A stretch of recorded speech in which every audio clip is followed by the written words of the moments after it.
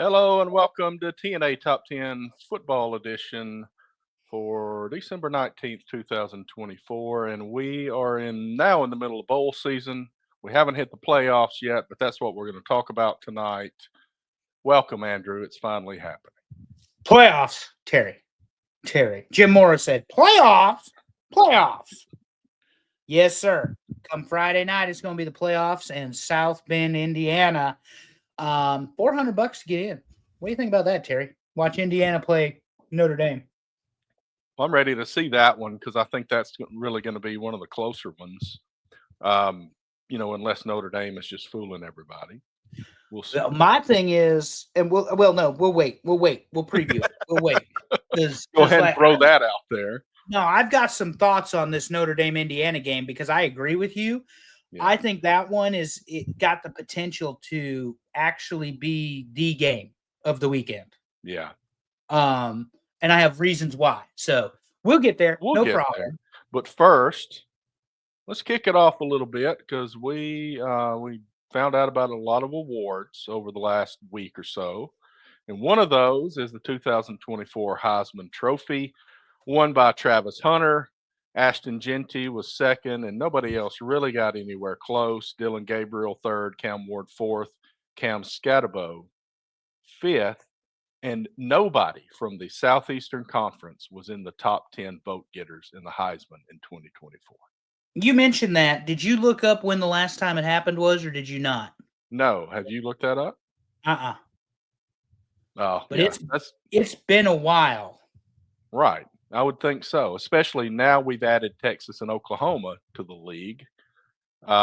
You would think somebody snuck in there in the top 10, but I honestly don't know who it would be. I mean, at the start of the year, you would have thought, it would have been somebody from Alabama, but it did not happen that way. Yeah, Jalen Milroe did not have the season that they thought he would. We predicted he would be an early Heisman candidate. We both talked about the quarterback from Georgia. He did not have a great season. Right. For the first time since 2017. Oh, that's not nearly as long ago as I thought. Yeah, 2017, according to a quick Google search. So as long as that's accurate. That makes sense because your boy, Auburn was good that year. Speaking of SEC, I turned the game on just a second. Bo Nix already leading the Broncos 20 points in the second quarter. So Broncos are up on the Chargers. Going to be 3 scores here in or 2 scores in just a second, Terry.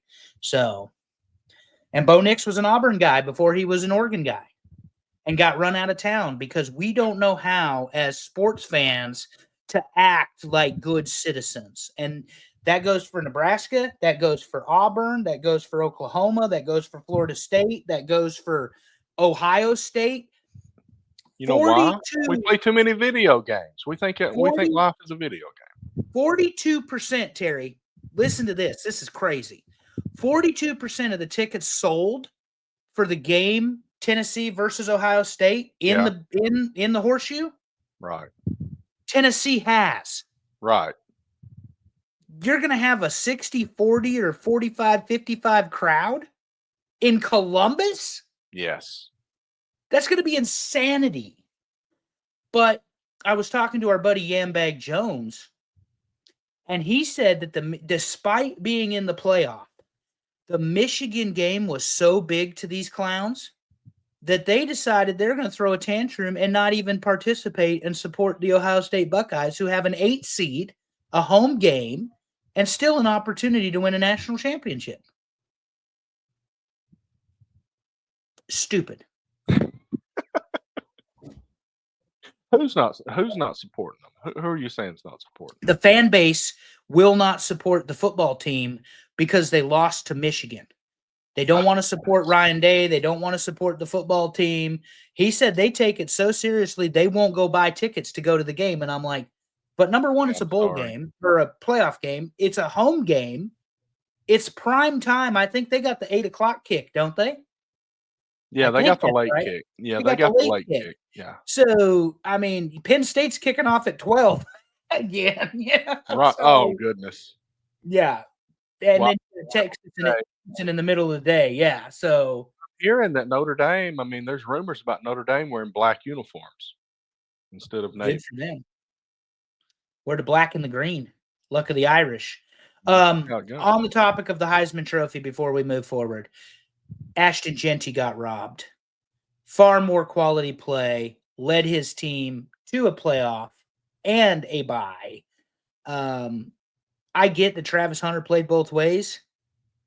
Doesn't make him the best player in the country. Well, I have I'm less heartache. I'm a quality over quantity guy, Terry. Go ahead. So I have less heartache with him winning the Heisman than I do him winning both the Biletnikoff as the top wide receiver and the Bednarik as the best defensive player.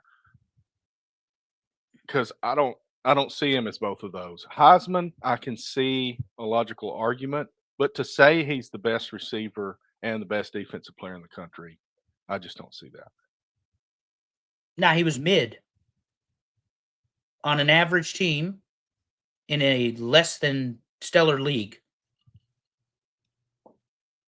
Now I mean, he played a lot of snaps, obviously, and he was out there and he was good. That's why I say I don't have as much heartache with the Heisman, but I don't know. He was I think sixth in receiving yards and third in his conference in receiving yards. So this to me is a big snub, but it's not nearly as big of a snub as Indomitian Sue. You didn't think we were going to get out of here without talking about Nebraska real quick, did you, Terry? So listen to this nonsense. This is 2009. Alabama, national champion. Texas, runner-up. Mhm. Florida, defending national champion. And Indomitian Sue. Okay? Those are your four categories. Tackles. Alabama 98, Texas 112, Florida 116, Indomitian Sue 82. One man. Tackles for loss. Alabama 23.5, Texas 22, Florida 25.5, Indomitian Sue 23. Sacks. Alabama 9.5, Texas 14, Florida 15.5, Indomitian Sue 12. Quarterback hurries. Alabama 20, Texas 48, Florida 10, Sue 24. Passes broken up, 5 by Alabama, 5 by Texas, 7 by Florida, 10 by Sue. The one man beat 3 teams in that category. Interceptions, 1, and they had none. And then forced fumbles, Sue had 1, Bama had 1, Texas had 1, Florida had 1. Blocked kicks, Terry. Mount Cody, if you remember this year, 2009, blocked 2 of them against Tennessee. Alabama as a team had 3 block kicks, 0 for Texas, 0 for Florida, 3 for Indomitian Sue. Indomitian Sue, defensive tackle, University of Nebraska, finished 4th in the Heisman after turning the Big 12 championship game on its head and having that season right there. So Ashton Genty didn't get snubbed that bad, but he still got snubbed. Whether it's Who right was or it wrong. that Iowa? Is it Iowa that says somebody should have won the Heisman instead of Bo Jackson that year? That he won it? It might be. Was that 80? I can't remember the When guy. did Bo win? 80, 82? No. Bo Jackson Heisman year was, I wanted to make sure, 85. That's what I was thinking. 85, okay. 85, yeah. Yeah, the 85 or 86 Iowa Hawkeyes, I think, were pretty good. Yeah. But, I mean, that means that Kirk Ferentz wasn't there and they weren't mediocre. Oh, I thought that was his first year. Yeah, it might have been. He's such a douchebag. Iowa's my new Ohio State, for those of you who don't know. But a lot going Brown on. is there now. Hank Brown is there. You got to like him because of that. Well, buddy, Hank Brown, Nebraska just signed 2 defensive tackles and an edge rusher from Missouri we're going to talk about. Hank Brown's going to be running for his life because the thing is, at least your coach at Auburn knows what offense is. Backup. They don't know what offense at Iowa is. Well, I would say he's going to be a backup, but I also don't know who Iowa has a quarterback anyway. So, you know. Hank Brown. Everybody else left. What else we got going on? You want to talk about the coaching carousel and how Let's North Carolina bet on Bill Belichick to the tune of $10 million a year? I was seeing somebody predict that he will never coach a game at North Carolina because one of these NFL teams is going to offer him a job and he's going to hightail it to the NFL. Saw the same thing. So if he leaves June 1st, the buyout is $1 million. So otherwise, there's payback and all this other stuff. He's got a bunch of stuff written into his contract. Okay. Obviously, being here in North Carolina, it's a big deal. But North Carolina is a basketball school. And I don't say that disparagingly. As good as Mac Brown was, they're not. But Bill Belichick, I'm not exactly sure what the angle is here. But to your point, there's probably 6 to 8 teams in the NFL going to be looking for coaches at the end of the season. Right. And one of them might be the Patriots. I don't think he'd ever go back, but one of them would be the Patriots. The Browns may be looking for a new head coach. The Bears are already looking for a new head coach. So, I mean, you're going to have some opportunity. But he got $10 million. Apparently, Patricia's in on this. Josh McDaniel is in on this. His son is in on this. Man, they've got bonus money for assistants. They've got facility money. They've got NIL money. I think they did $20 million in NIL. So you're talking Belichick got a lot. Well, why not? He's a 6-time Super Bowl coach, winning coach, and he coached 9 of them. And that doesn't count his time as the defensive coordinator for Bill Parcells at the Giants. So Belichick's been around a long time. My favorite part is going to be like Brady and Edelman and Gronk said on that NFL preview. Imagine Bill going into a house trying to recruit a 17-year-old to come play at North Carolina. Not at all. Well, I mean, he's recruited a 26-year-old or whatever his girlfriend. He has. So hey, I see you're a big guy. You are you going to be one of those assholes that knows how to block, or are you just going to be an asshole? Like, Bill, what the hell? That's not how you pitch it to somebody. Yeah, I don't know. He says that he's going to go make it like an NFL franchise, but a college. And I mean, it's becoming more of a business like that. So who knows? I have a point when we get to Nebraska talk that you and I have agreed to speak about, and we'll do it quickly. But yeah, I mean, it's not a coincidence that the NFL coaches are finding their way into that the coaches are finding their way into college football, especially when rumors about Vrabel. Such a business, yeah. So I shared something on Facebook or Twitter. I don't know if you saw this, and there was a little pushback because Nebraska was involved, but Nebraska is in the top 10 for wealthiest universities at $983 million, Terry. Yeah.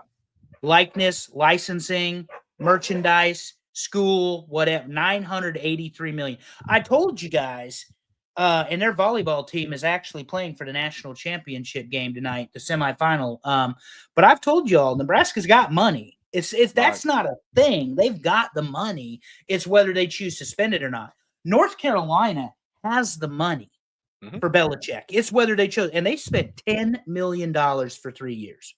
One thing I don't know, do they earmark funds with the collectives for certain sports, or is it just global for the school for all sports? How does that work? Honestly do not know look that. into that because I know their basketball team's probably bringing a lot in there.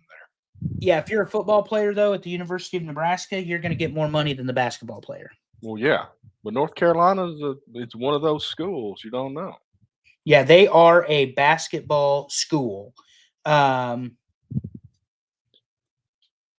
but we got a couple of guys going back home, so to speak. Rich Rod going back to West Virginia. We got Scott Frost going back to Central Florida.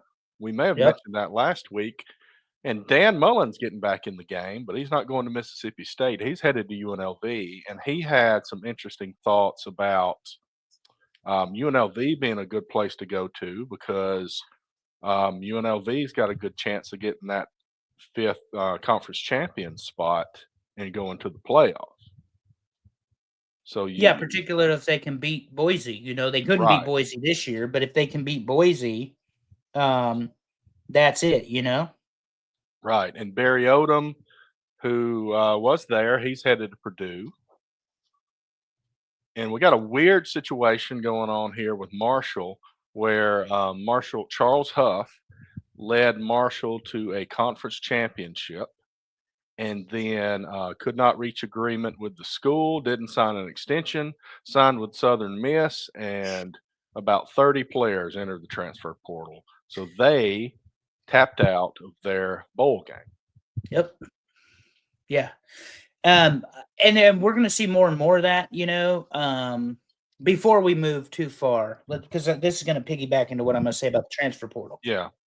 You didn't ask, but how do I feel about Rich Rod? Country road, take me home. That made both shows to today. the place that I know, West Virginia. Terry, don't act like you don't know the words. Come on. I'm going to let you take this. Rich Rod from 01 to 06 had a pretty dominating football team there at West Virginia. So he did. I mean, the man knows how to coach football. And he did at that point.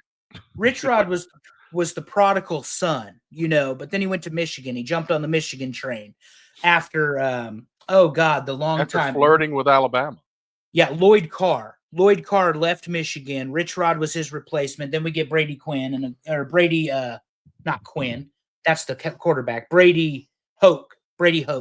But yeah, Rich Rod, West Virginia, special teams, good running game, strong offense. Morgantown and Rich Rod is peanut butter and jelly. I mean, let's make no mistake about it. Rich Rodriguez was built to be the head coach of the West Virginia Mountaineers.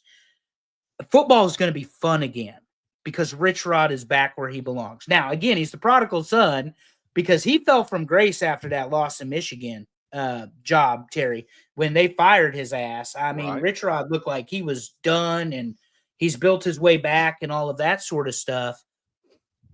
I truly believe Rich Rodriguez is automatically going to increase the profile of West Virginia. They're going to have better tickets, better recruiting, better offense. Again, they play really good special teams there. And it's just like Belichick. Immediately walking through the door, you should expect an impact. Immediately. Can't say that for Scott Frost necessarily because his two successors, Josh Heupel and Gus Malzahn, pretty good coaches in their own right, Right. But West Virginia, and I forget his name right off the top of my head. We've talked about him several times. That's it. Yeah. He was a good coach, but he's not Rich Rod. And they're looking to play back that, they want to roll it back to the early 2000s where they were competing for the opportunity to play for national titles. And if Pat McAfee makes 2 field goals, they're in the national championship game. And we thought it was going to be Bobby Petrino going back to Arkansas as the head coach. But Arkansas actually ended up having a pretty decent season. And they kept Sam Pittman. Yeah, they kept Sam Pittman. And we know Billy Napier's back. We also know that, it seems to come up all the time because Florida State is such a dumpster fire. But Norvell gave $4.5 million back to the university, as part of his salary. But they can't. I've read articles about Hugh Freeze offering to restructure his contract also just to kind of stay there and have another opportunity, another season to do something. Well, let's talk about the man real quick. We didn't talk about him last week, but Mike Gundy eats, sleeps, and breathes and is Oklahoma State football. And they actually flirted with firing him. Well, he's got to grow the mullet back. I mean, I've been saying this all season. Jimmy Johnson did well at Oklahoma State, but he used that as a springboard to go to Miami. They won national championship. But who in the world is qualified to be Oklahoma State head coach better than Mike Gundy? I don't know. I don't think anybody. I mean, Les Miles did pretty well there for a short period of time. But he used it as a springboard to get to LSU. That's right. Mike Gundy never left, never thought about leaving. How many jobs do you think he turned down in 20-plus years as the head coach? A lot. He was at least rumored to get other jobs. Because there was times, Terry, and you and I both know it, he was a lot more successful than the season they had this year. And I'm sure he was probably asked about the Auburn job 5 times when they fired coaches. Well, think Oh, about it. boy. Probably Texas came up when Mac Brown left. You think Yeah. about that because they put Charlie Strong there. You think about Oklahoma potentially after Stoops left. Ooh, Uh, that would be a move right there. Oklahoma oh man, State to they'd Oklahoma. murder him. Yeah, but Oh, he could have gone to goodness. Missouri. Think about the Southeastern Conference and the turnover in coaches you've had there. Oh, Send yeah. Mike Gundy to LSU instead of the Cajun, the Raging Cajun after Les Miles leaves. You Man. know what? What do you do there? A Florida team with Mike Gundy. So my point is, there is a value on a head football coach, particularly when they know everybody in town, they know every donor, they are very well received by your fan base. They can I fix think your air conditioner if it starts acting up during the press that's conference. correct. I think they were going to get a lot of pushback if they had tried to proceed firing Mike Gundy. I really do. Could be wrong, but I really think they were going to get that pushback, Terry. Yeah, I mean, he's an Oklahoma State guy. But, I mean, they had a terrible, terrible season. He has got to pick it up next year, Well, or they we're had gonna be Ollie Gordon and revisiting this didn't they thing. had Ollie Gordon and didn't run the ball, so I don't I understand. mean, I got to the end of the season knowing they had not had a great season, but not realizing they had 0 conference wins.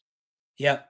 Well, and the other thing is, as you know, and I know, their quarterback is transferring after his 6th season, or no, he's leaving. He's going to the NFL. Yeah, So he was granted an 8th season or something like that, 7th season, and 7th said, season, yes, never sir. mind, I'll just go to the NFL." Oh, watch It's watch crazy. Diego Pavia do the same thing after getting his, being What approved was for his another season. rationale? I know I sent it to you, and Because we he didn't put him played on. JUCO, so, Oh yeah, they're going to make that a this is rule too. Go ahead. yeah, it's like JUCO's not gonna count. This is huge. Yeah, because now they're saying that, hey, if you've got some talent, but you might not be a top tier freshman, go play JUCO for a couple years, develop your strength, get your game down, and then be able to go to the big boys. It's like the Japanese baseball players coming in and winning Rookie of the Year. We didn't even talk about Sasaki. He's got a meeting with the Yankees, just in case you wondered. Okay, Yeah, that's Roki. fine, that's Yeah, fine. he does. Because that pitching staff needs some more ammo. Let's face it, he's going to the Dodgers, but he's at least polite enough to take the meeting. Terry, Nebraska. Talk about Nebraska because this is our Alright. show. We do what we want here. And you need to talk about Auburn.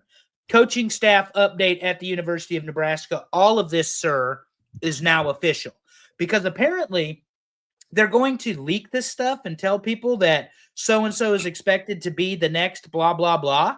Right. But then they have to vet them and do their background checks and still get it approved and their contract signed.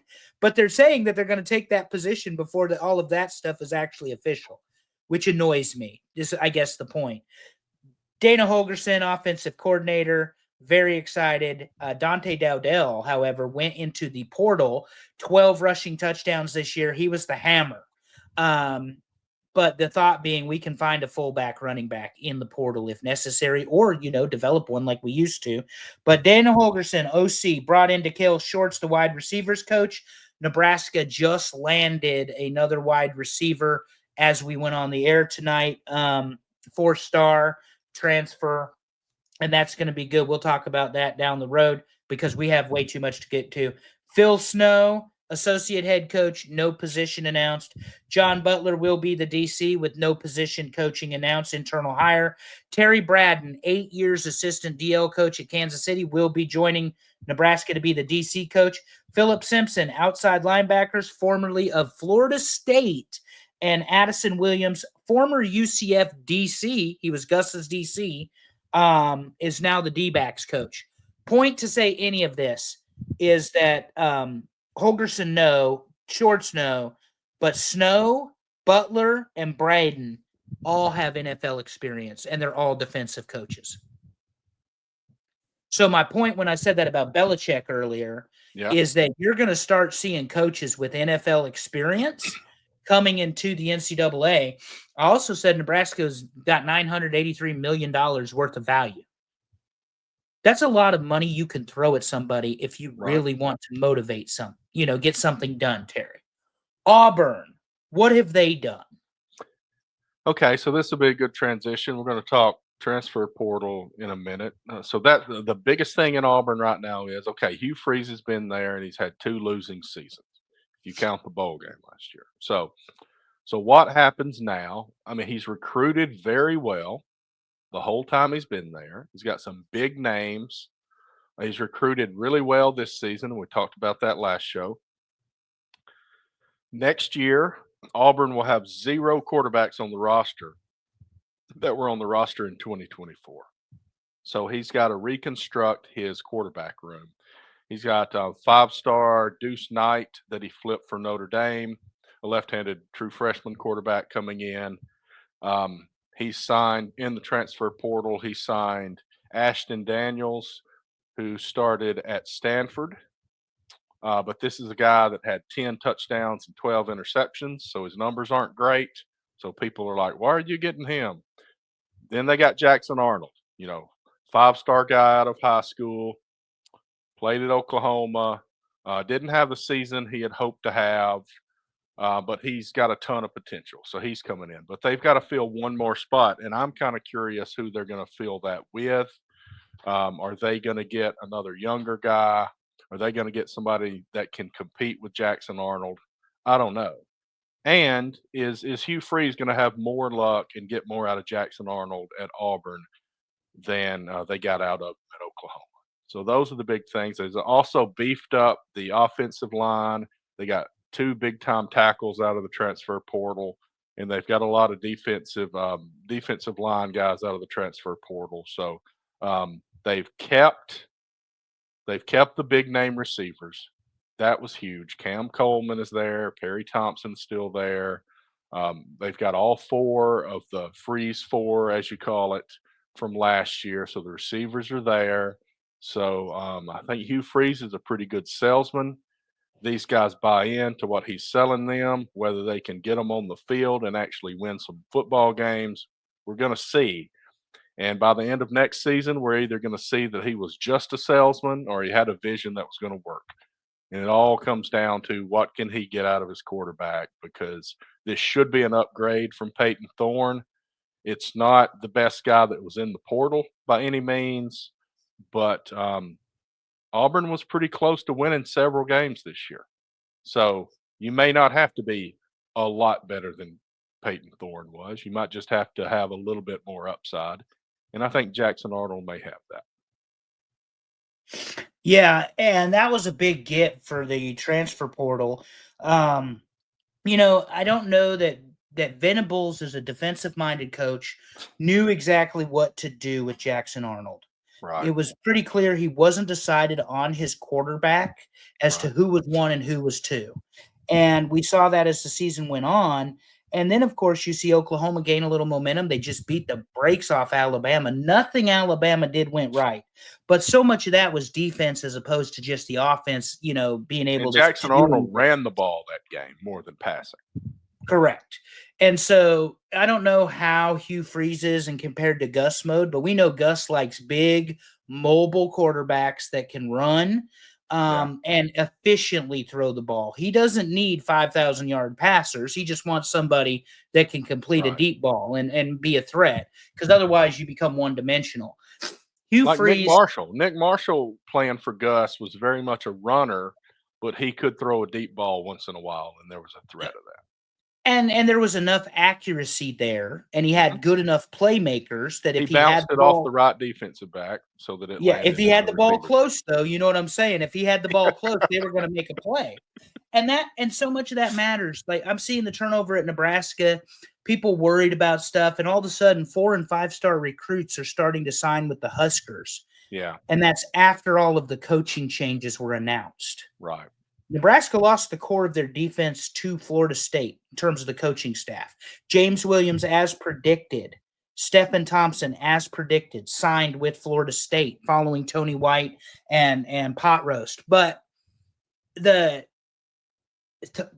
transfer portal, Terry, and the recruiting has been so huge for Matt Rule. We're starting to see it in season 3, getting ready for. Right. And then him signing people like Dana Holgerson, who is an offensive.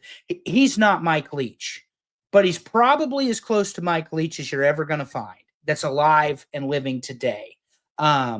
maybe Art Briles, but Leach with that air raid offense, and Dana wants to run the ball. And a Merry Christmas to Ben Jones as we talk about American football, not soccer. But the bottom We haven't line done a is, Cyrus soccer update in a while. Maybe we'll get to that at some point. that's right. The bottom line, though, Terry, as you see in Auburn, is you've got a guy that can recruit, but he can't win games. But people Not still yet. want to come Yeah. to Auburn. So there's a reason, though, and I asked you this last week, and I don't want to get long-winded, but Right. there's a reason people are still going to go yell War Eagle. Mhm. There's a reason a 6-6 Nebraska team is getting 4- and 5-star recruits. Playing time, money, credibility. I mean, Terry Braden as a defensive line coach in a team that is going to be built on defense, that's a huge encouragement or enticement Right. for people to come play for him. Because I mean, he's got 8 years of NFL experience as the assistant DL coach for the Chiefs. You look at Phil Snow as the defensive coordinator, all that stuff. And that's what I'm saying about Hugh Freeze. We know the man's resume. He has yet to deliver, though. And I don't necessarily think it's his fault. Entirely. I don't think it's Well, they haven't entirely been his blown fault. out. I mean, Georgia beat them pretty good. Arkansas, I think, beat them by 10 or 13. Alabama beat him by 2 touchdowns, Yeah, and that was in Tuscaloosa. Right. Most of the time when Auburn has gone to Tuscaloosa for the last 20 years, Alabama's beaten them pretty bad. Yeah. Other than 2010. Well, that was special. Well, yeah, that was a huge comeback. But he really was the best player in the country, and that wasn't arguable. But I mean, they played a lot of close games, and there was a turnover or something. Or I got to tell you, their kicker situation this year didn't get talked about a lot, but they had a good kicker that got very sick and lost a lot of weight, and he couldn't kick, and they didn't have anybody else on the team that could do it.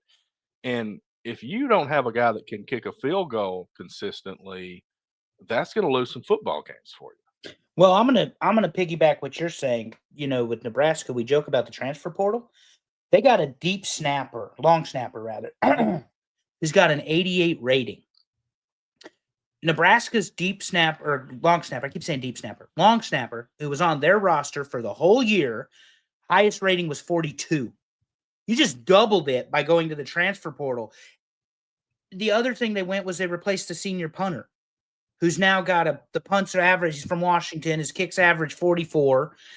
He had plenty of kicks over 50 and 60. He's a directional kicker, so he can pin people out of bounds. That's the kind of stuff you need in the Big Ten.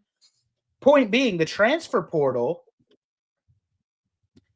if it's going to be available, you have a deficiency in this long snapper.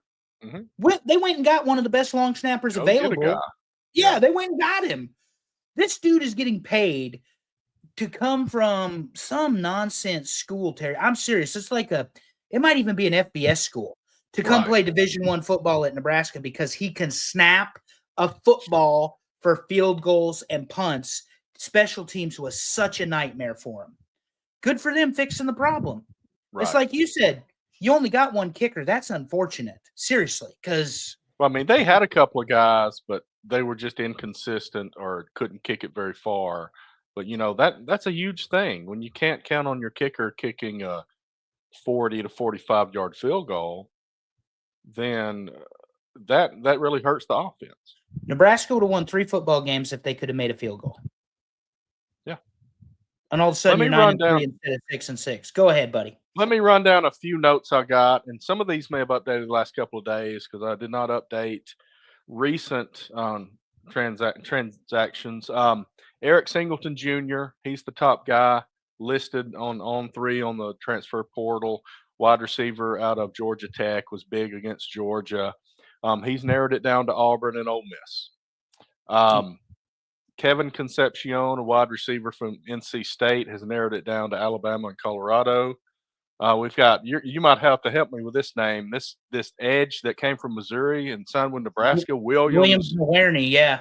Yeah, so that's a big player. That's a big get. Yes, sir. But unfortunately, he's replacing He's replacing this other guy with a name you might have to help. Yeah, that Princewell. was Princewell. He went to Ole Malin. Miss from Nebraska. A couple of guys: Connor Wegman, quarterback from Texas A&M, headed to Houston. Yep. Jackson Arnold, like we said, quarterback comes from Oklahoma and goes to Auburn. Miller Moss, the quarterback at USC, is going to Louisville. Malik Murphy today went to Oregon State of all Okay, places. I did not hear that yet, so that's big news because Yep. he had visited Auburn and on 3 was predicting him to sign with Auburn, and the next thing you know, Jackson Arnold signed with Auburn. So Yeah, and he's with Oregon State, and that might be why you guys didn't get him because he'd have been a good quarterback for yeah, Hugh Freeze, I think. right. And that's also why I wonder, like I said, Auburn's got to put one more quarterback. They've got 3. They need one more, at least for practice purposes. Can they, what is their plan going forward? I haven't heard any rumors. It would be interesting to see if they could get somebody that would put some pressure on Jackson Arnold and create some competition. Yeah, Justice Haynes, running back from Alabama, he's in the portal now. Um, yeah, I mentioned the offensive tackle, number 1 offensive tackle in the portal, Xavier Chaplin from Virginia Tech signed with Auburn. That's another reason Auburn's up the list. Um, Barry Brown, wide receiver from Kentucky, goes to LSU. Those are the ones I have listed here, but I think Texas Tech, from what I saw, was the number 1 team, followed by Ole Miss and Auburn in the top 3 on the list. yeah. So they're doing pretty well. Texas A&M got Nebraska. Bokasher was his name. He was the tight end that came on real strong Mhm. under Dana Holgerson. Uh, um, Isaiah Hunter, 4-star recruit, committed to Nebraska today. That again is the Dana Holgerson effect and who he's got in the and so Nebraska has Williams Nawarney, Gabe Moore, Jalen George, Jack McAllister, and Kevin Galick. Those guys are all 4+ stars coming to Nebraska. Doesn't make a lot of sense, Terry, when you think about you're a 6-6 football team. And they've got some homegrown talent too. Where was this? This was Nizay Hunter. Hunter was a big deal.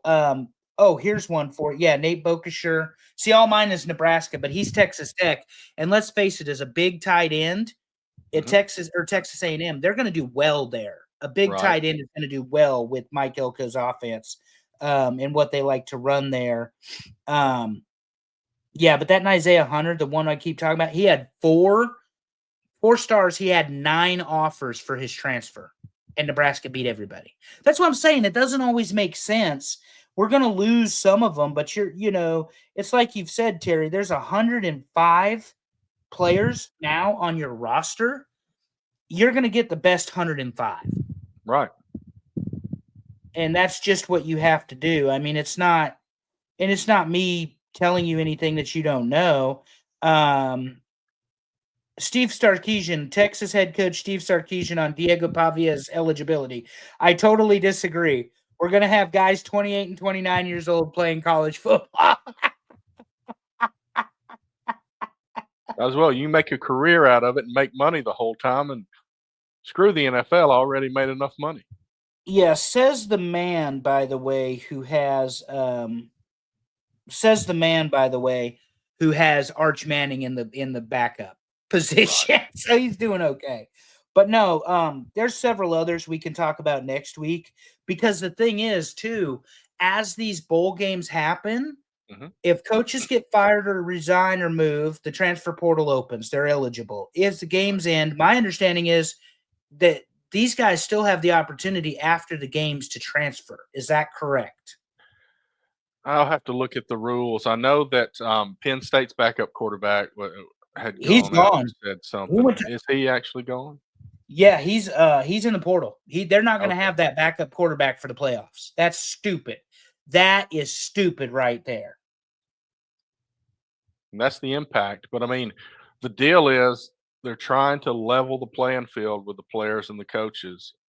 And I think the only way for the players to be held back from having this reign of going wherever is to put some kind of rules on the coaches too. Yeah, I think December 9th through the 28th is when the portal is open and closed. The playoff games will not be decided by then, Terry. Right, January 20th is the end. Like, Yep. even, you don't look forward to losing the first round or anything. You don't expect that, so you can't Players have plan that until way. December 28th to put their name in the portal. They can also play while they're in the portal. That's up to Yep. the coach. But, Yep. why don't It's we talk exact. about some football games instead of portal and that kind of thing? We had Navy and Army, and Navy put it on Army, It was crazy. This is 31 to exactly 13. this is exactly backwards of how I thought this game would work, honestly. I don't know Um, if I picked Navy, but I had a feeling here because, with Army and Navy, they both had pretty good seasons at the start, and then Navy ends up losing and drops a couple. Army keeps going and gets blasted by Notre Dame. You don't really know until they start playing somebody. yeah. Yeah, Navy, Army, Navy. I mean, Army was 11-1 going into this game, but they did take the blowout to, Notre Dame, and that was expected. I just thought Army was a better football team than this, but Navy grounded out. They rushed the ball, they beat up the defensive line, and they didn't commit turnovers, Terry. And that Right. ultimately is what changed this game. So, It was pretty interesting to watch Army and Navy, and they got a little chippy with each other. oh You yeah. think of these guys being real strict and disciplined, but they're Well, gonna. they are, This but is a big like I game, said, it's still a football game. Yeah, right? exactly. Still a football game. Who else did we see? I think I saw this one. This is the cricket kickoff game. The cricket. What? The next one. Oh, well, we did have some bowl games, and we'll talk about those. We didn't really dig into it, but we got 4 FBS bowl games that happened before today. We had a 5th one, but that was FCS level, so I didn't include it, but Yeah, I we did, and I won. I am 5-0 in the ESPN Pick'ems, ladies and gentlemen. I can't pick shit during the regular season. I can pick bowl game winners, even if they are the FCS. well, let's just talk about these. We don't wanna dig in too much because honestly, these are happening right now for a reason. These are not the big time games. South Alabama wins the Salute to Veterans Bowl against Western Michigan 30 to 23. Memphis beats West Virginia West in Virginia. the Frisco Bowl 42-37. The LA Bowl, and I watched some of this game the other night. Um, when I was watching this game before, was this last night? I guess It it was was. last night. What about that fake punt, Terry? Yeah, and that was great. But UNLV, I think when I went to bed, UNLV was up 14-13. They end up winning 24-13 over Cal. Yep. And then, of And then course, I heard JMU. Yeah, yeah. right, James and then Madison wins James again. Madison beats Western Kentucky in the Boca Raton Bowl 27-17. And the big story is Cal's got a great defense pass wise. And the Hmm. UNLV, let's face it, the UNLV Cal game was the game. I mean, Western Kentucky JMU was pretty good, but UNLV, we wanted to see how they would play. Portal transfer, coaches change, all of that Right. stuff. Barry Odom's team played like they played, and we got to see Dan Mullen out there early. Yep. Cal's defensive pass game was decent, but like I say, that fake punt was masterful. It was a great move on their part. Um, and I'm not. It's nice to see UNLV win their 11th game. I mean, really, they lost 2 to Boise and 1 somewhere else along the way. Right. So if you lose 2 to Boise, that Boise State team, that's not the end of the world. Right. So, Especially this year with Genty in the backfield. no, and the way they're running the ball and everything else. So, what do we have to look forward to, Terry? Is that what All we're right. talking So about? we're going to break this up a little bit. I'm going to tell you the bowl games that are happening before the playoffs start. Okay. We will break down the playoffs, and then I'll tell you the next set of, and then it starts getting good after we get the first round of the playoffs. Then the really good bowl games start. So between December 19th today and December 20th tomorrow, these are the 2 days before tomorrow night, Friday night, we get the playoffs started. Right now, and I don't know what the score is. I know before we started recording, I think Sam Houston was up 7-0 on Georgia Southern in the New Orleans Bowl. I'm not sure what that looks like now. Um, but then we've also got Ohio and Jacksonville State in the Cure Bowl, and we will have Tulane against Florida in the Gasparilla Bowl. And that might be my first loss, Terry. I'm 5-0. Sam Houston is up 28-19 with the ball. 11:37 in the fourth. So I'm interested a little bit in this Tulane Florida game. Yeah, I think Florida's defense is just too big, too strong, too fast, too mean. Florida's a good football team. They're a lot better than Tulane. They no are offense. way better than what we thought they were going to be. Yep. And Tulane's got a good record. I get that. They had the chance to be in the final five, the group of five there for a little bit, but I don't live in a world where I would ever bet against the Gators on Tulane. No offense to Tulane. Problem is, this transfer portal thing, we really dug into it last year. We're not providing that was a nightmare pulling all that data together about how many players from each team were in the portal and all that stuff. We're not doing that this year. But, just based on what the teams are, if we don't hear any big news, we would expect Florida to win this game. Yeah, that's well, this is the same team that they got beat up, but then they just came back with a vengeance. So, and Billy Napier still has a job. For now. But they had a horrible schedule. Let's talk about college football playoff. So here we go. First round, everybody on the left. And the first of these games, tomorrow night, Friday night, we have Indiana at Notre Dame. And we've got a Division I football bowl subdivision playoff game at the host team stadium. So this is a first. So Notre Dame's going to host Indiana, and it's going to be cold, you said? 30 degrees.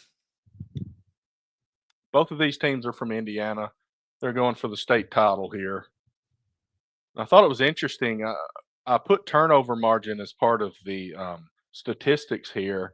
Both of these teams were really good in turnover margin this year. I think the leading team in the country was plus 17. Notre Dame is plus 16, and Indiana is plus 15. This should be a pretty darn good game. If this is incorrect, don't blame me. Tomorrow's forecast, low of 23, high of 33, 70% chance of snow. Oh, man. Let's do this. That's according what a way to start the playoffs. That's according to Apple and the National Weather Service. The only thing that would have been better if it were a team from either California or Florida that went to Notre Dame to play this game. Yeah. So this is the thing. We said we'd mention it quickly. I know we're probably going to run a little bit over tonight, but Notre Dame played nobody all year long. You can say, well, they played USC. USC sucked. They're an undisciplined football team led by a poser as a head football coach. He might be a good offensive coordinator. He's not a good head football coach. That's the bottom line. Texas A&M. Texas A&M, they did defeat. They did beat Texas A&M, and they did it at College Station. Right. USC, not a good game. And that got chippy and physical and blah, blah, blah, blah, blah. Mm-hmm. Stanford, not a great outing. Army, as we talked about, blowout. And Army was a top 25 team when they played. Louisville, they beat Louisville. They were in the top 25 when they played. But so much of this is just lesser talent. But then again, on Indiana's case, they played one top 25 team, and it was Ohio State, and they lost. Right. So I think Notre Dame's defense is for real. I think the run-pass option that Cignetti is going to bring to the play calling is going to matter. You look at it, Terry. These guys are even in a lot of ways on this scorecard. They are very close. They are very similar. But like I said, both of them had the benefit of a lighter schedule, in my opinion. If you look at their strength of schedule ratings, I think Indiana, as Nick Saban so eloquently pointed out, was 60. Notre Dame wasn't much higher than that. Right. But Notre Dame did have that signature win against A&M. That's week one. It's kind of hard to tell week one sometimes. Yeah. I mean, Very we got true. Clemson in the playoff after getting absolutely slaughtered by Georgia week 1. So, Yeah, they got smoked, and it wasn't close. right. But if I have to pick this game, because I think defense wins championships, it's also at home. I'm Mhm. picking Notre Dame to win this football game. I'm picking Notre Dame by 1 score. I just don't see them Yeah, I mean, I piling think on. this could, I honestly think this could be 23-21. This could Yeah. be 14-17. This could be 10-13, just depending on how much is the weather a factor, how much is the game preparation a factor. And let's face it, Marcus Freeman, Al Golden, the defensive strategists of Notre Dame, they have lived on being able to force turnovers and then score on them. You can say the same thing with Signetti. The difference is everybody wants Indiana to fail. So he's got a chip on his shoulder walking into that game. But remember, Notre Dame was ranked as high as 4 to end the season. So there's also that as well. All right, so that's tomorrow night's game. Let's move on to the next 8 first o'clock, round game. by the way. 8 o'clock. Go ahead, Terry. This will be SMU at Penn State, and this is an early game on Saturday. Penn State, they're going to do a whiteout at noon. Yep. And these guys, if you look at turnover margin, SMU was 0 and Penn State's a +5. So they are not nearly as good with turnover margin as the previous two teams. That was one thing that really caught my eye when I saw these matchups. The turnover margin was very similar for almost every game here. Yeah, and you look at this SMU team, we know they're a very balanced team, but they played inside the ACC. They lost to Clemson. They lost to BYU, but they beat everybody else, but they did not draw Miami as an example. And I think personally, Terry, that the physicality of Penn State's going to be too much for SMU. Yeah. I don't think SMU is a bad football team. I think SMU belongs in the playoff. But if Penn State can play Penn State football, they win this by 2 scores. Well, And especially at home. That's what I mean. They're at home. It's Yeah. 110,000. It's going to be cold. I mean, if it's snowing in damn Indiana, it's going to be cold in Western Pennsylvania. That was for you, Bober. He told me to try to refer to it as Central PA, and I said I would do Okay. my best. But that's Western Pennsylvania, Bober. That's where Beaver Stadium is. 110,000 people be screaming and hollering. Also, they can afford to go to the game, Terry, whereas in Notre Dame, they're charging $400 to get in. Penn State door fee is about $60. So people can get into the stadium to watch this football game at 12 o'clock. I just really do think, though, in all honesty, SMU, great team. Rhett Lashley has them going the right direction. Very surprising for this year being the first in the ACC conference. I just think Penn State's too big, too mean, too strong. That's where I'll leave it. Just be too physical. I think the only way SMU has a chance to keep it close is they've got to have a couple of big plays in there, and they've got to play maybe the best defensive game they played all year. And they have to play clean. Look at those penalty yards, 79. You and I have talked multiple games about SMU this year where they had over 100 yards in penalties. You cannot do that against Penn State because that means you're going backwards and not converting downs, which means you're giving the team that can lean on you and run the ball again. And you certainly don't want to do that. That's right. Let's move to the third game in round 1. Clemson at Texas in Austin, Texas. Clemson, another one that's been very good on the turnover margin, a +16 here. Texas, not too bad, but they're just a +6. But Texas is only giving up 12.5 points a game. There's going to be a little doubt in this game, Terry. Can Sark win the big one? He made it to the semifinals, lost to Washington last year. He couldn't. They beat Alabama, that set the tone for the season, but couldn't beat Oklahoma in the Red River Shootout last year. This year, he got bested by Georgia twice. Now he's playing Clemson in the opening round, 4 o'clock game Saturday. Can they get it done? My answer is yes. I think Texas is a much more complete football team. I think they do have a more consistent and better offense. I think they've got a really strong defense, like we saw against Clemson or against Texas, Georgia, excuse me. If you were to compare apples to apples, because they have that common opponent, Texas obviously did a much better job against Georgia, both times. However, Clemson Clemson's did a play lot better. Yeah, they're a first lot game. better than they were. Yeah. Yeah, they're a lot better than they were. This is going to be a one-score game, in my opinion.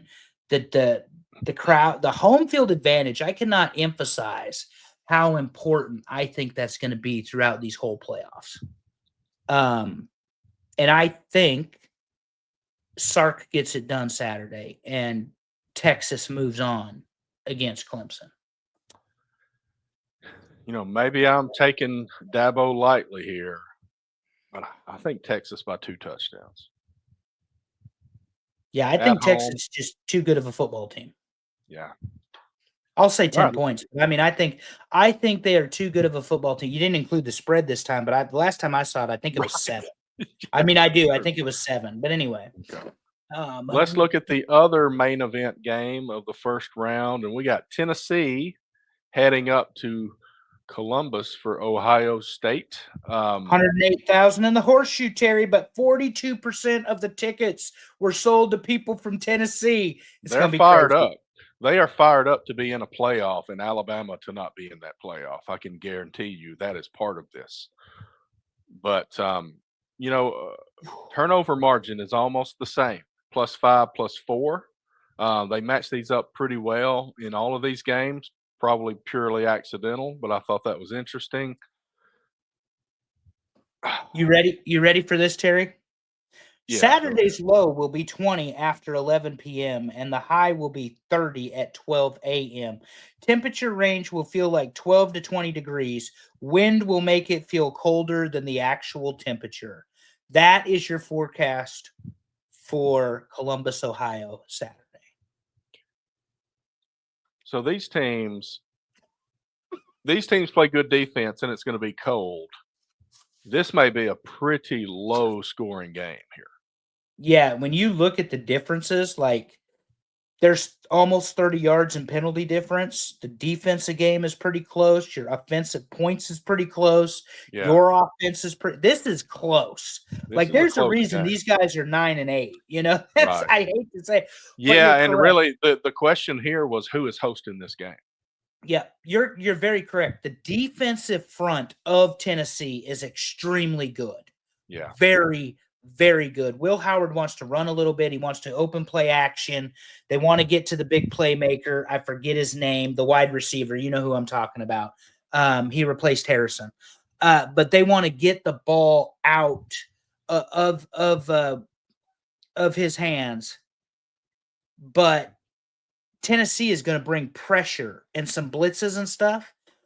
On the other hand, Ohio State has one of the best defenses in the Big Ten. 11 points a game. Are you kidding me? I mean, it's insanity. And look who they played, Terry. Also had the benefit of playing 2 top 5 teams. Right. Or 3 top 5 teams and beat 2 of them. Right. So they know the other thing about Ohio State, and I'm not saying that Tennessee isn't.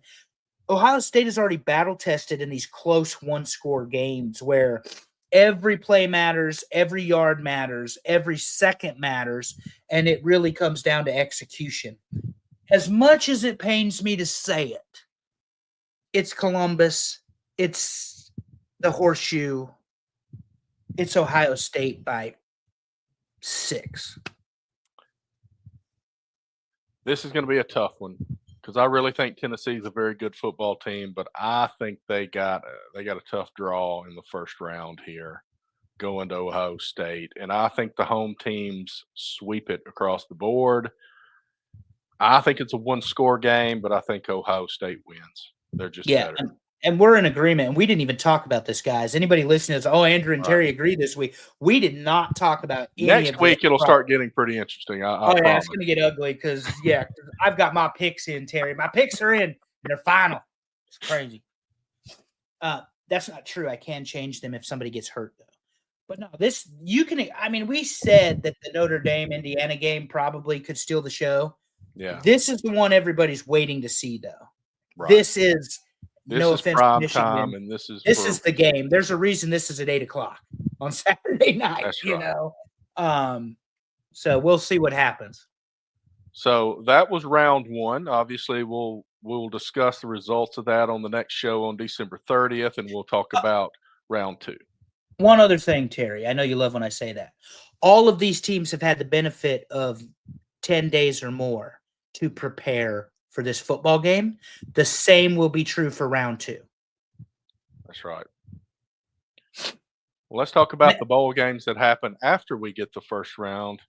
So we got a collection of games from December 23rd to the 26th. I've kind of put it in stages here because it drops back down. The quality drops back down a little bit. There's a couple of games. You got Pitt in one of these games in the Game Above Bowl. You got Rutgers against Kansas State in the Rate Bowl. Let That me would be run the them one to down. watch. If you're Yeah, I asking, think that's the so. one to watch. Rutgers and Kansas State. So the first one, you got Myrtle Beach Bowl. That's Coastal Carolina against UTSA. You got Northern Illinois, who is the only team that beat Notre Dame in the famous Idaho Potato Bowl against Fresno State. South Florida in the Hawaii Bowl against San Jose State. Pitt against Toledo in the Game Above Sports Bowl. Rutgers and Kansas State, that's the Rate Bowl. And then you got Arkansas State and Bowling Green in the 68 Ventures Bowl. Can't believe I got all of those logos and all of those bowl games right without having to scratch my head. Yeah, you remembered it. That was perfect. Yeah, I would say Rutgers, Kansas State, but that's just because I like both of those programs and teams. But it'll be there's interesting to see which one of these teams that we don't know about is going to end up winning one of these games. We don't expect them to. I was just going to say that's the surprise of bowl season Yeah. is the unexpected. But anyway, Terry, what you got next? All right. So the next thing is December 27th. We start getting some bowl games we're really looking forward to. The first of these, the Armed Forces Bowl, we got Oklahoma against Navy. I know Navy had a good year. They beat Army. I know Oklahoma was they barely made a bowl game here, but this is probably still a mismatch here. Yeah, so to address some things I saw on social media, there were people that thought the bowl season was just hot garbage or trash or it was shitty or whatever. These are 5 really compelling matchups if you follow college football. Oklahoma has really good defense. They've lost their quarterback to Auburn. Like you said, it's Venable's choice if Arnold plays or not. Probably won't. Navy's coming off of a win against Army. Big win, by the way. Georgia Tech, Vandy. Look at what both of them. Look at the Birmingham chaos. Bowl. I could slide down there to the Birmingham Bowl and watch this game. Look at what the chaos, though, Terry. Both of those teams created inside their divisions and their conferences. They're going to have a math tournament at halftime of the Birmingham Bowl. Georgia Tech beating Florida State, Vandy beating Alabama. Come on, Texas Tech against Arkansas. Some really good offenses. Syracuse versus Washington State. Washington State has lost their head coach, so and their quarterback just he's headed to Oklahoma. Yeah, he's gone too. So that's not sure the Holiday Bowl. But that's the Holiday Bowl, and then of course you've got South Carolina South Carolina, USC. The other SC. You got Southern California and A&M, and I'm giving that one to A&M. And that's the Las Vegas Bowl. In the Las Vegas Bowl, that should be interesting. That'll be a really good football game. This is to me why bowl season is so important is matchups. The problem is the matchups get twisted or messed up or whatever based on transfer portal, based on graduation, based on I'm not playing because I'm going to get ready for the draft, that sort of stuff. That's why depth is such a huge thing. If you can build depth through the transfer portal and not lose a bunch of guys, if you've got 2 quarterbacks, you are a leg up in the postseason. Especially now. I mean, we joked about it, or didn't joke about it, talked about it 2 weeks ago. I can only speak, a lot to Nebraska and then some of these other teams. Nebraska lost its front 7, with the exception of the seniors. All of the backups, though, the rotation guys, they're out, Terry. Guess what? We still have a defense we're taking to the Pinstripe Bowl, which we're going to talk about next. This 28. we are going to talk about next because I'm flipping over to December 28th. And the funny thing about this, you wake up early, and what do you have on your TV? You've got a football game with two basketball schools at Fenway Park, the Fenway Bowl between UConn and North Carolina. Yeah, that'll be a fun one. Nebraska, Boston College. And that's I'm at Yankee Stadium. Both of those that's are at Yankee happening at the Stadium. same time. I'm excited to see what Nebraska can do with the new coaches because they've only had a week and a half. Right. That's not a lot of time, Terry. I want Dana Holgerson to have a full year with Dylan Raiola, and then let's grade him. You know what I mean? Even Right. before, I mean, you can start grading him in August when they start playing football games, but I want the preparation, the weightlifting, the game film, all of that stuff before we go ahead and do it. Nebraska wins this football game. That's all I'm saying. Done, over with. What's his face? Costanelos has gone to Florida State. We didn't mention him in the transfer portal talk, but Right. BC's quarterback is gone, Right. and BC landed themselves a stud. And for the life of me, I cannot think. Tulane? Is that where he came from? Yeah, Bill O'Brien he was very highly rated, and Bill O'Brien's a very good offensive coach. So not a lot to worry about there. I'm good with the Huskers. Their defense is dilapidated. We're still going to win the football game because we drink Kool-Aid around here, Terry. And then you get the Raging Cajuns and the Horned Frogs. How much fun is that? And that's the New Mexico Bowl, yeah. So that's Louisiana and TCU. That One thing we didn't talk about with the Heisman talk, and I know we're running a little bit over, but this is unfair. right. Cam Ward certainly deserved more than 25 first place votes, I think. I know they lost I think that 2 loss games, killed him at the end of the season. but that body of work that he had, though. Yeah, and then they dropped him down to the Pop Tarts Bowl against Iowa State. I mean, genuinely, this should be a very good game. Yeah, that one should be really good. And then who do we got? Miami of Ohio. We got the other Miami Yep. in the Arizona. No, hold on. Let me say this correctly. Miami, Ohio, playing Colorado State in the Snoop Dogg Arizona Bowl. There you go. Go Miami of Ohio because that's where Ben Roethlisberger came from. ECU versus the Wolfpack. How about that? Yeah, exactly. We got a couple of Carolina schools in the military bowl, and then you got the Alamo Bowl. BYU versus Colorado. Two They're in Big the 12 same teams. conference. They're in the same conference. It actually has happened in history, guys. Nebraska Well, played but it's Oklahoma one time. also, I mean, the reason for this is Colorado's playing this as a Pac-12 school, basically. Correct. Yeah, So that's the Alamo Bowl. Get a life, though. They're in the same conference. They didn't play each other this year, did Well, I they? guess that they didn't have a Pac-12 season? thing did kind of, the Rose Bowl has really tried to hold on to allegiances, and man, it really messes them up with the Pac-12 going away. Yeah, that was a big one. And then, of course, Army versus Louisiana Tech. Another great. But that was what it was supposed to be. Marshall against Army, and Louisiana Tech had 5 wins, and they slid in to replace Marshall here. And those are all of the games. There is a game on December 30th, but we won't mention that because we're going to be doing our show on December 30th. We'll mention it the next show.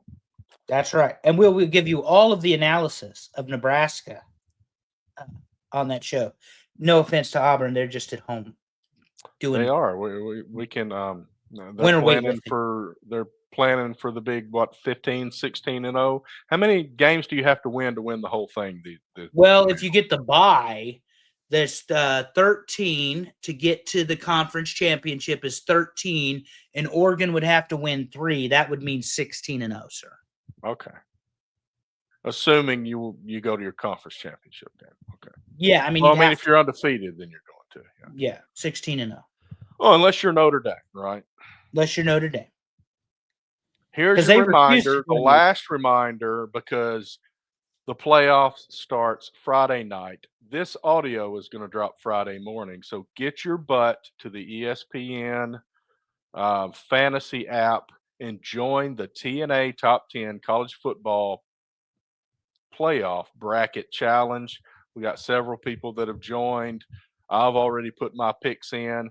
And one of the funniest things I saw, and I texted you about this, Andrew, the tiebreaker for this thing is total points scored by all teams in all 11 playoff games. So you got to do It's some so math. stupid. Yeah, it's so stupid.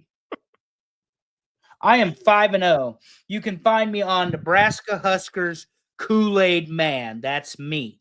5-0, Terry. About to be 5-1 because my team is gonna lose. Yeah, so that is in the regular bowl mania. If you haven't heard of the college football playoff bracket challenge, it is new for this year.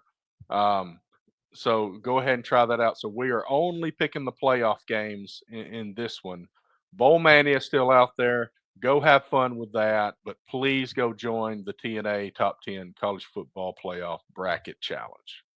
Also, Nebraska Huskers Kool-Aid Man in the bracket challenge. You can all find me there. Tell them, Terry. Find him in the bracket challenge. I'm in That's there too. right. I just called Find me myself in the Pee bracket Wee. challenge. So it should We be got obvious. Mike, we got Al's dad, we got Heather again, we got Allison T. Weaves in there, Chelsea Devin Dallins in there, and I'm in there as the Huskers Kool-Aid Man. So you all join us, have a good time. Bragging rights are available, but only if you participate. And That's win. right. Or you can do what I do and explain why you were wrong, but you were not wrong because we're never wrong. And you know what? I just realized you went this whole football show wanting a hippopotamus for Christmas. I do want a hippopotamus for Christmas. Look at this schedule, though, Terry. 7 home games again for the University of Nebraska.